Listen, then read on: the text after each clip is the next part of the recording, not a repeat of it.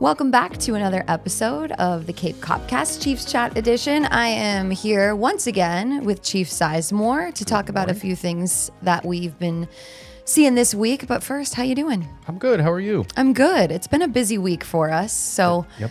Ready for the weekend. Absolutely. There are a few things I know we want to touch on today. And first, I want to talk about the anticipated pay raise for our dispatchers, because we definitely need more dispatchers. This is something that we've been talking about for a while now, and now I think there's a bit more incentive, so to speak. Absolutely. This is something that's really been about 5 or 6 years in the making.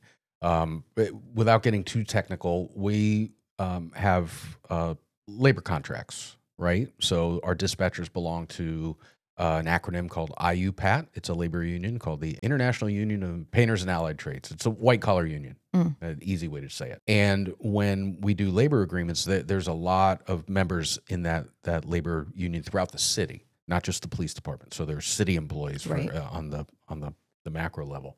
And they bargain for contracts, and our dispatchers, just like other parts of the city, are very, very nuanced, very unique, unlike any other white-collar job. So when they do comparisons to set pay structure, they do comparable cities. So they may, for instance, use Port St. Lucie, Coral Springs, St. Petersburg. There could be many different cities, and they do comparisons to them, which is good. There's a whole science behind that. But with a very unique job like communications, we like to, and we have been trying for a long time, to use local comparables, even though the Lee County Sheriff's Office or Lee Control for EMS or City of Fort Myers or Naples, their cities are not as large as ours, so they're not a comp on a big, 2,000 employee pay scale for the city. They are very comparable for a small group like dispatch, but it doesn't work when you're doing collective bargaining.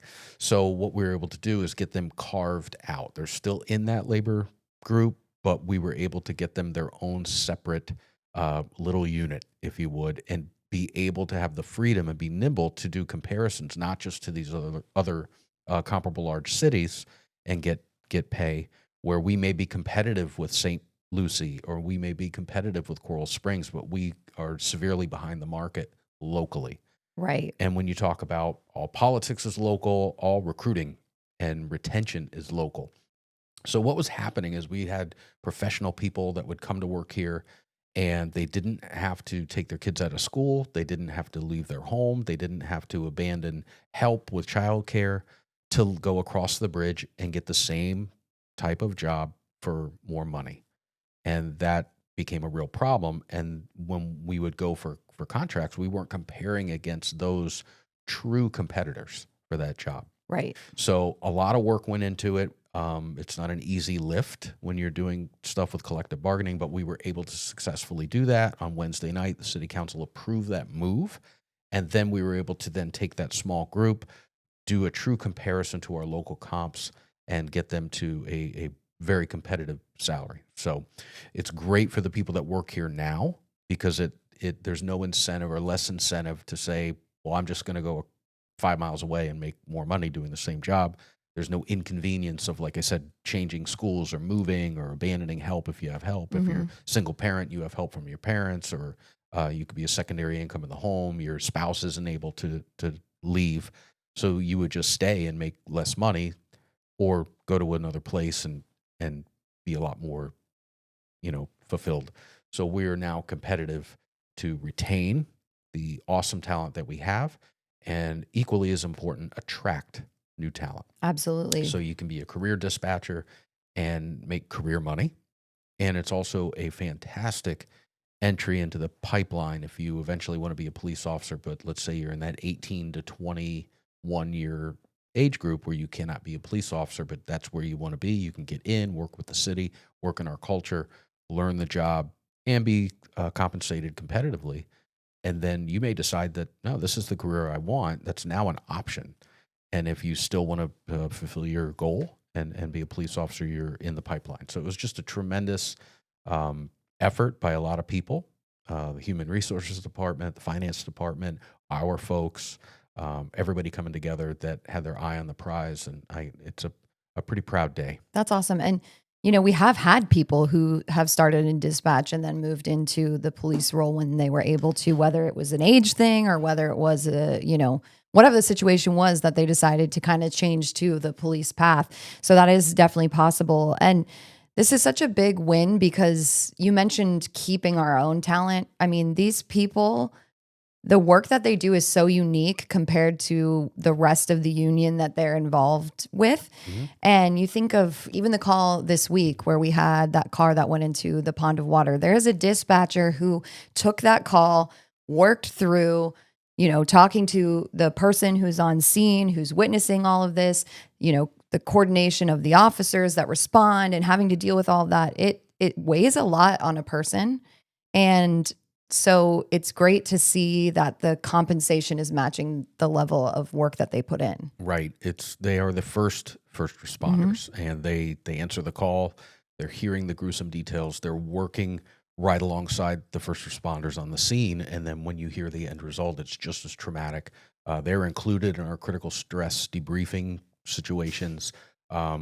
It's a real professional job, and part of it's financial. Mm-hmm. But a big part of it, I think, if you'll ask them, is dignity as well. For sure. So Absolutely. it's a big win. It's great news. And hopefully this will help, bring more people in who want to take on that job. It's definitely rewarding. We just had Telecommunicators Week not too long ago.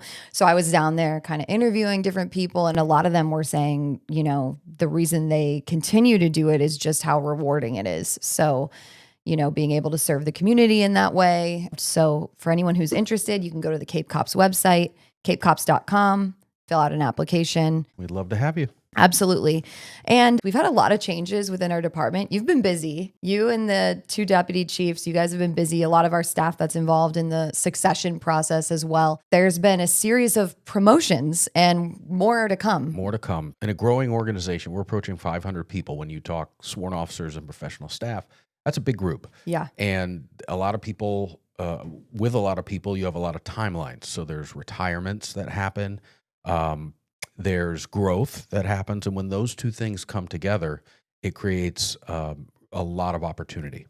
And we recently had a promotion process, or a testing process, evaluation process, if you will, for some executive staff positions. We talked about Deputy Chief Phil Van Lanschut retiring recently. We were able to find his replacement. I'm proud to announce Deputy Chief Matt Campion, over 20 years on the department, multiple assignments, recent grad of the FBI National Academy, the preeminent preparatory school for advancement in executive leadership. So he's joined as a deputy chief, and his promotion, because he elevated from captain, created a void. We needed a captain, and we had two retirements that happened several months ago. So we wanted to combine them and do one process to get three. And we put really talented people through a rigorous process, and three people have emerged. We have Captain William Rosario is going to be taking over our Investigative Services Bureau, our detective division, if you will. Captain Julie Green came from patrol and excelled in the process, and now she's going to be taking over our professional standards, which is recruiting, hiring, training, internal affairs, accreditation and policy. It's just the HR function of our department, and it's really exciting for her because we are in that pedal to the metal growth phase where we are onboarding more than we ever have. So the recruiting is so pivotal, and I can't think of a better person to lead that area. And if you meet her and sit down with her, you're going to go to capecops.com and join. Oh, yeah. And Captain Brian Kearney, who is going to be leading our patrol bureau, which is our biggest bureau. When you think of the police, you think of that bureau. And just dynamite. He's got a fantastic resume, a big trainer on our department, worked in our community services bureau for school resource when we launched that program. So he was pivotal in developing what it is today, the success that we have today, and the training, the very nuanced training for that type of a role. Just great leadership ability, great followership, and I'm excited for what's going to happen down in patrol. And then by all of them elevating, there are voids where they were. So we have some people in acting roles until we do a large promotional process in August. So that's coming really quick. So that will be lieutenants for backfill.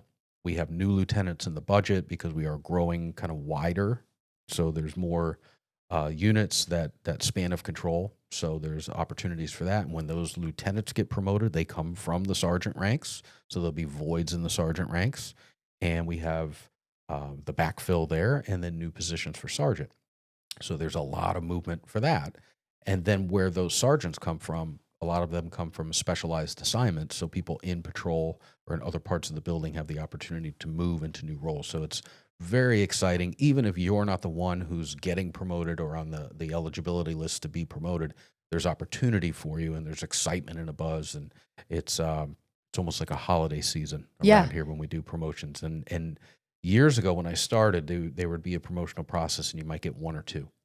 And now we're double digits on every list. So it's really exciting and can't wait for it. Yeah, it's really awesome. It's interesting too, because when I started at the end of 2023, you guys had just gone through a big year of promotions. Then 2024, it was kind of quiet. We had, maybe a handful. And then this year, 2025, we're back out swinging. So it seems like almost like an every other year kind of thing. It is. Yeah, it's busy. Well, awesome. Anything else you want to cover today?